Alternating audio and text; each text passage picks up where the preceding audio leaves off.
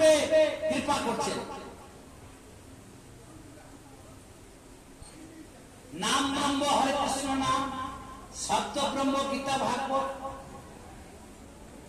দারু ব্রহ্ম বা বিগ্রহ ব্রহ্ম জগন্নাথ বা শালগ্রাম, জল ব্রহ্ম গঙ্গা, অন্ন ব্রহ্ম মহাপ্রসাদ। জীবকে করুণা করার জন্য তিনি 5 ভাবে কৃপা করছেন। তা কেউ যদি মন্দিরে যায় বলে যে মহারাজ এই বিগ্রহগুলো মানে জয়পুর থেকে আনতে, হচ্ছে বিষ্ণু শিলাদি গুরু সুনামতি বৈষ্ণবের জাতি বুদ্ধি, বিষ্ণু বৈষ্ণব নাম পাদ তীর্থে অম্ববুদ্ধি, হচ্ছে বিষ্ণু শিলাদি যে অর্চা বিগ্রহ শালগ্রাম বিগ্রহ আদি। যদি বলে যে আরে তো আমাদের এই যে এখানে তো তিস্তা নদী নাকি নদী আছে, নদীর তিস্তা নদীর পাথর নাকি, কিন্তু ওর কিন্তু গোল গোল দেখা যাচ্ছে, তাহলে তোমার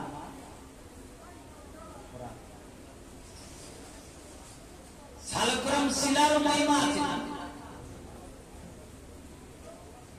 শালগ্রাম শিলা সৃষ্টির নদী হলো কৃষ্ণ গণ্ডকী নদী নেপালে, সে পাহাড় থেকে বজ্রকীট আছে, শালগ্রাম পাহাড়কে কেটে কেটে কেটে কেটে ফেলে, তার মধ্যে শঙ্খ চক্র গদা পদ্ম চিহ্ন থাকে, সে হলো বিষ্ণু নারায়ণ।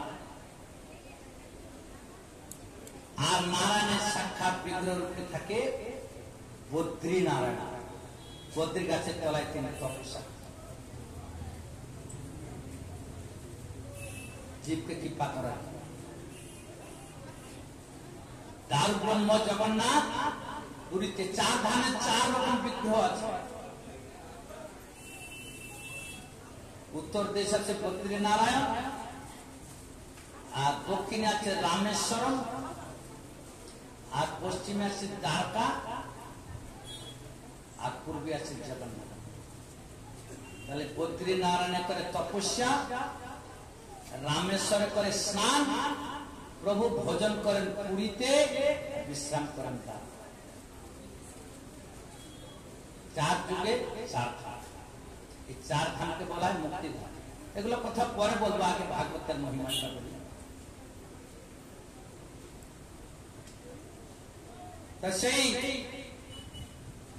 ভাগবত এই সমাজে কি করে আসলো না, কৃষ্ণ সদামতে ধর্ম জ্ঞানা দেবী সহ করুণ অস্ত দিশান্ত পুরাণার বললেন।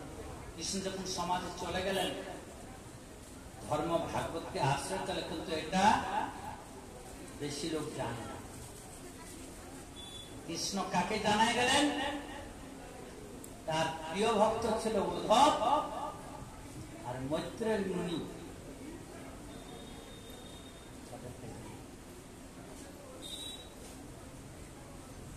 এখন নৈমিষারণ্য বলে একটা ক্ষেত্র আছে আমাদের ভারত ভূমিতে, সেটাও খুব পূর্ণভূমি। হরিদ্বার থেকে 200 কিলোমিটার পশ্চিমে হরিয়ানার উত্তর প্রদেশের ওই বর্ডার সুকোরতা, সুকোরতা হলো ভাগবত শ্লোক, নৈমিষারণ্য আর একটু, সেখানে 88,000 ঋষি সহস্র বছর জপ করছে।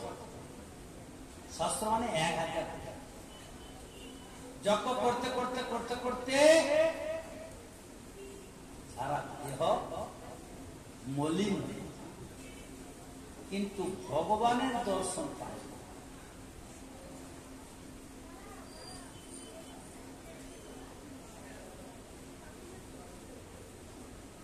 কেউ যদি সিধা সাদা লোক হয়, নিজের মনের ভাবে যদি ভগবানকে পূজা করে, ভগবান যদি তার প্রতি সন্তুষ্ট হয়ে যায়, তিনি সাধুকে প্রেরণা করেন।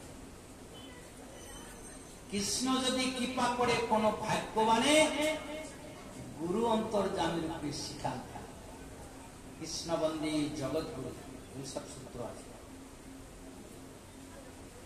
দৈবক্রমে ভগবত প্রেরণায় সুত গোস্বামী সেই নৈমিষারণ ক্ষেত্রে সে আকাশের সাধুদের সভাতে গিয়ে আবির্ভাব পৌঁছে গেছে।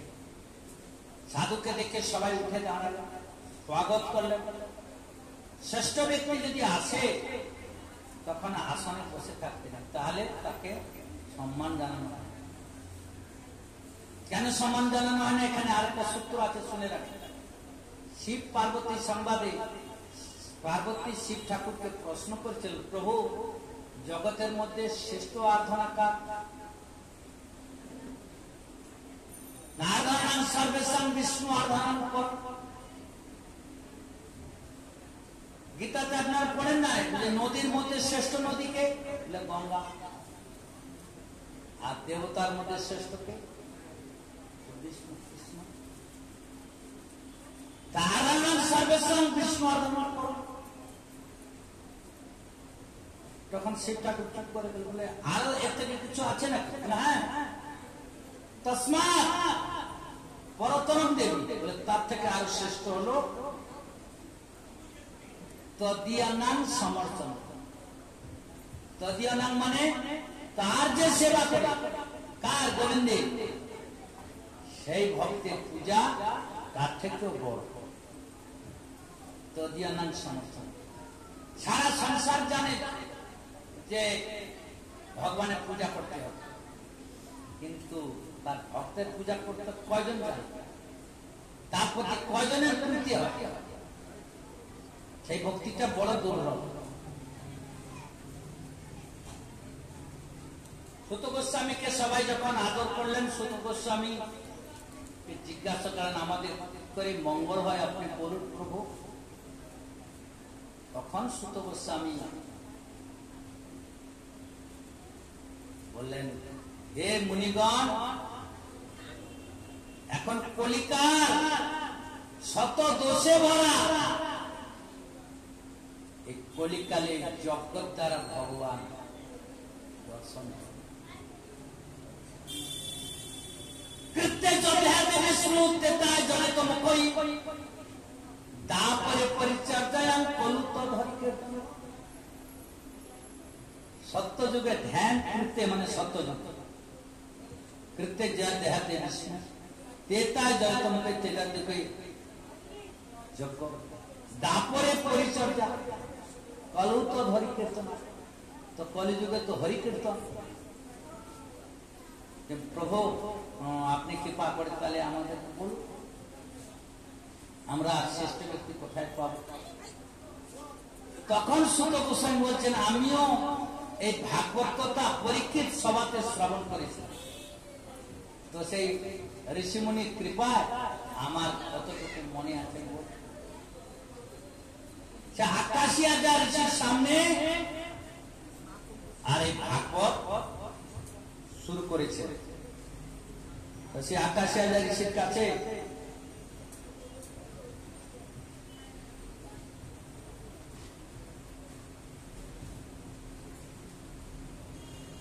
প্রথমে ভাগবত পূজার বিধি, মঙ্গলাচরণ, এই সমস্ত বিধিগুলো দেওয়া আছে।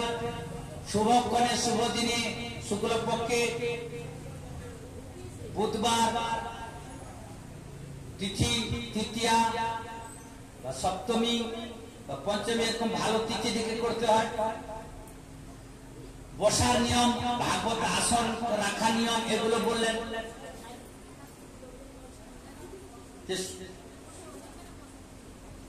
বক্তা যদি পূর্ব দিকে বসে, শ্রোতাদেরকে উত্তর দিকে বসতে হবে। উত্তর দিকে যদি বক্তা বসে, তাহলে শ্রোতাদের মুখ পূর্ব দিকে রাখতে হবে, এরকম বিধি করে দিলেন।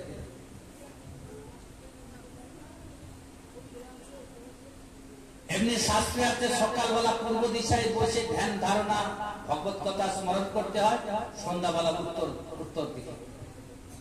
তার শুদ্ধাচারে আচমন করে পবিত্র কাপড়তে, পবিত্র মনে, পবিত্র দেহেতে পবিত্র ভাবে আসতে হবে।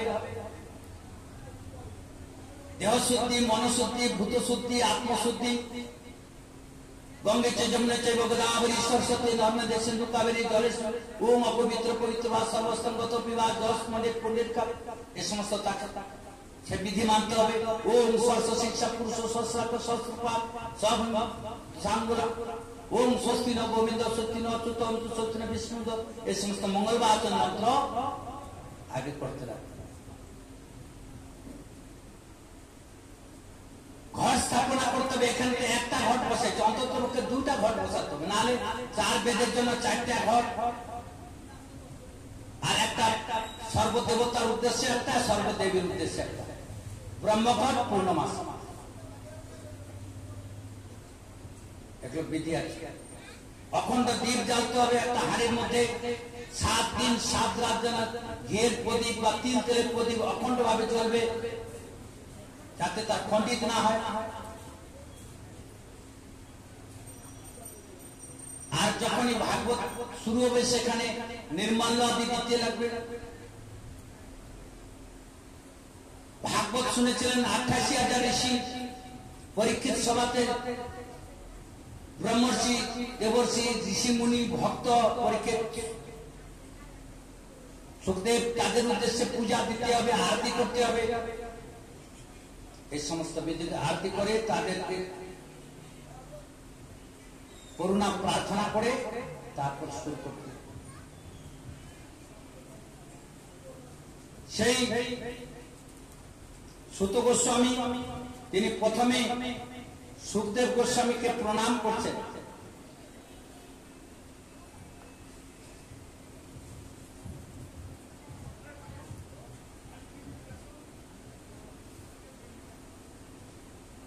জং প্রবজন্ত অনুপেত পেত চিত্তাং দৈপায়ন বিরকাতরাজুহাব পুত্রেতে তন্মতয়বে তরবো বিনন্দু তং সর্বদৈদম মুনিমান নতোস্মি। ব্যাসপুত্র সুখদেব যখন উপনয়ন সংস্কার হয়নি, লৌকিক বৈদিক সমস্ত কর্ম অনুষ্ঠান হয়নি, এমনই অবস্থায় তিনি গৃহত্যাগ করে সন্ন্যাস নিয়ে চলে গেছিলেন। সেই যে সুখদেব মহারাজকে আমি সর্বপ্রথমে প্রণাম।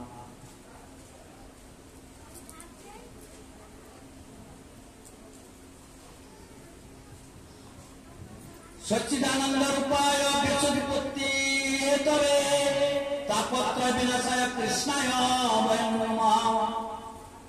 নৈমিষে সুতমাসীন মমিবদ্ধ মহামতিম কথামৃত রসাস্বাদং কুশলং সৌনকো অব্রবীত।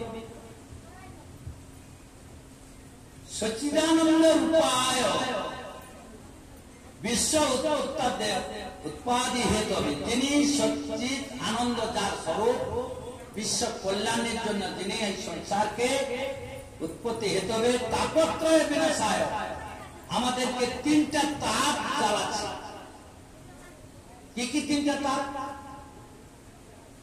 আধ্যাত্মিক, আদি দৈবিক, আদি ভৌতিক। আদি দৈবিক হলো দেবতাদের কাছ থেকে তাপ, এই যে প্রচন্ড গরম দিচ্ছে বা প্রচন্ড বৃষ্টি দিবে বা ভূকম্প দিবে, অনাবৃষ্টি, কোথাও কোথাও ধান হয় না, এবারে বর্তমানে অর্ধেক জায়গায় ধান হয় না, জ্বর নেই ওদিকে। আবার এই বাংলাদেশের দুবাই, এগুলো হলো দেবতাদের খেল। আদি দৈবিক, আধ্যাত্মিক, রোগ শোক জ্বালা বিচ্ছেদ, এই সমস্ত মানসিক জ্বালা কষ্ট। আর আদি ভৌতিক, প্রাণী জগৎ থেকে চোরে নিয়ে গেল, বাঘে ধরলো, সাপে কাটলো, এখন প্রাণী জগৎকে ভূত, ভূত ভূত মানে প্রাণী। এই তাপত্রয় যার নাম করলে, যার করুণা পেলে, এই 3টা তাপ জীবের কাছ থেকে চলে যায়। সেই যে প্রভু, সেই যে সচ্চিদানন্দ স্বরূপ, তাকে আমি সর্বপ্রথম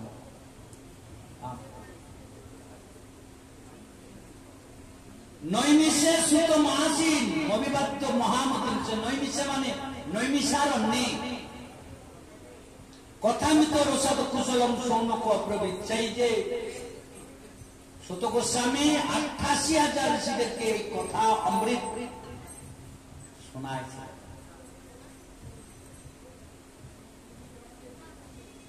সৌনকবাচ অজ্ঞানান্তরিত বিধ্বংস কোটি সূর্য সমপ্রভু সুতাক্ষাই কথা সারাম মম কর্ণ রসায়নম।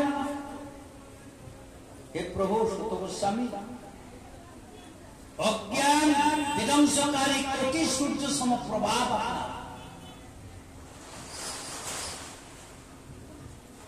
গুরু, গুরু কাকে বলে? গু মানে অন্ধকার, রু মানে উজালা, আলো।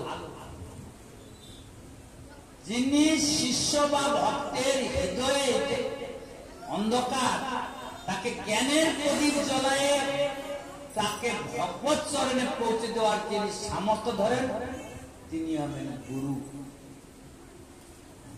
সুত গোস্বামী 88,000 ঋষিরা তারা আপনি আমাদের অজ্ঞান অন্ধকার দূর করার সামর্থ্যবান। আমরা তো সংসারের নিয়ম আছে, ভাগবত শুরু তাহলে তো গুরু করতে হবে। ধ্রুব চরিত্র যদি শুনে তো গুরু না করার জন্য ভগবান আসতে পারছে না, সে তো শুনেছে ও গুরু করতে হবে। কিন্তু গুরু করারও নিয়ম পদ্ধতি আছে। তুলসীদাস একটা সূত্রতে বলছেন, সৎগুরু পাওয়ে ভেদ बतावे ज्ञान परिपदेश कोयला के मोयला छोड़े जब आग पर पड़े। वेदांत सूत्रते বলছেন যে অঙ্গার শত ধরতে ন মলিন ন যায়। অঙ্গার মানে হলো কাঠ কয়লা। কাঠ কয়লাকে যদি তুমি জলে ধুইতে থাকো 100 বার যদি ধুও, শত ধৌতে না, তার কালি যাবে, তার মর্মে মর্মে কালি।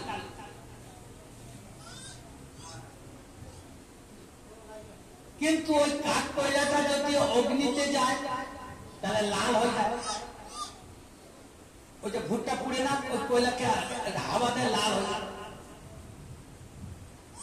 অগ্নি সঞ্চার করে। তো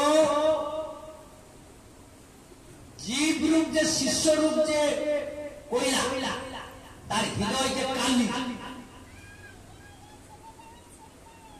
ওই গুরুদেবের জ্ঞানের অগ্নি যখন প্রবেশ করবে তখন তার কালিমা যাবে। কিন্তু ওই যে একটা কাঠ কয়লা, একটা পাথুরে কয়লা আছে। ওই যে তোমাদের এইদিকে তো একটা কাঠি হয়, পাট কাঠি, ম্যাচিস দিয়ে পাট কাঠি জ্বলে যায় না ফুল করে, ওই ম্যাচিস দিয়ে পাট কাঠি দিয়ে ওই পাথরের কয়লাটা জ্বালায় দেবে, ওর কালিটা যায় না। কেন? ওর দম কম, और भजन शक्ति तो जैसे गुरु, संसार तो गुरुर अभाव नहीं, गली गली सब जगह घुरे बेড়াচ্ছে। এখন তো আমরা সমাজে ঘুরছি দেখছি, কাজ করতে গেলে সারাদিন কাজ করলে 500 টাকা পাওয়া, আর দুটা শিষ্য বাড়ি গেলে চাউল পাবে, টাকা পাবে, শাড়ি পাবে, চুড়ি পাবে, সম্মান পাবে। শিষ্য ব্যবসাটাই হলো সবচেয়ে বিনা পুঁজির ব্যবসা সমাজে শুরু হয়েছে। আর সাধারণ লোক ভাগবতে শুনেছে গুরুদেব আসলে পূজা করতে হয়, প্রণাম করতে হয়, হ্যাঁ, জল ধোয়া, জল খেতে হয়। जैसे गुरु वैसे चला, दोनों में खेला।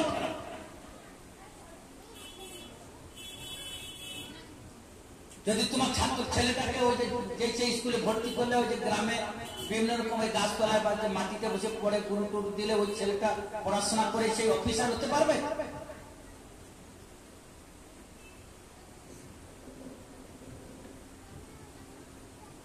আর গ্রাম্য গুরু, অসৎ গুরু,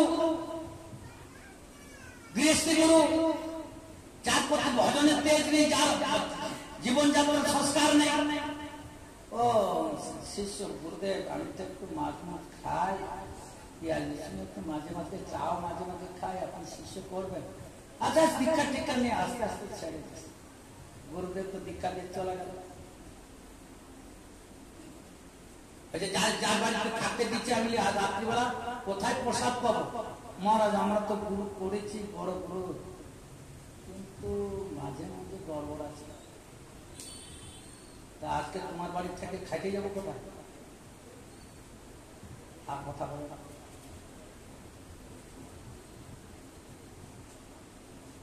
দুর্বল চলে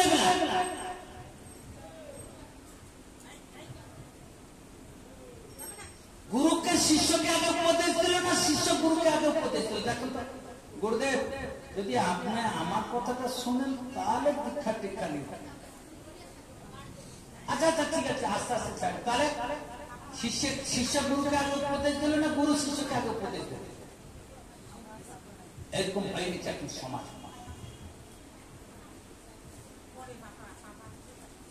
তার জন্য ওর প্রদীপটা আর জ্বলছে না, ওই অন্ধকারই থাকে। মানে কয়লা, ওই দেশলাই কাঠি আর ওই পাট কাঠির আগুন দিচ্ছে, জ্বলছে না। ওইতে জলে কোনো দিন উত্তম রূপে গুঁঠা দিয়ে কেরোসিন তেল দিয়ে জ্বালায়, কয়লা তোলাতে কাঠ দিয়ে ভালো করে জ্বালায়, তারপর কয়লা চাপা। আমরা নবদ্বীপে আমাদের কয়লাতে রান্না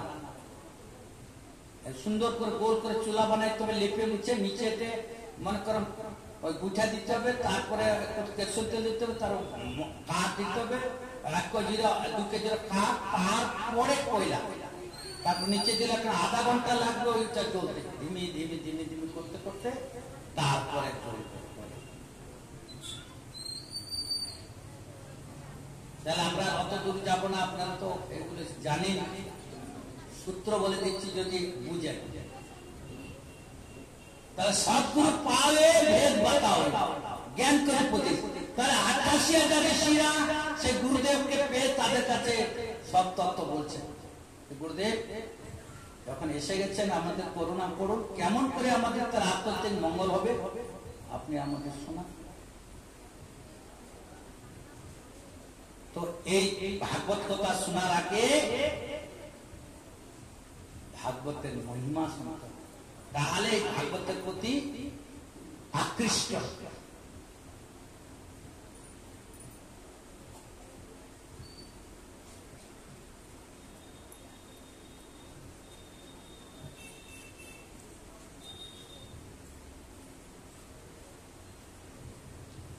ভক্তি জ্ঞান বিরাগাত বিবেক বর্ধনী মহান মায়া মোহ নিরাশস্ত বৈষ্ণব ক্রিয়তে কথম। ভক্তি জ্ঞান বিরাগ দ্বারা লভ্য মহান বিবেক বিকাশ কি করে হয়? এই বৈষ্ণবগণ সর্বপ্রকার মায়া মোহ থেকে নিজেদের কি করে মুক্ত করে। এই সংসারে সবচেয়ে বড় আমাদের অনর্থ হলো মায়া।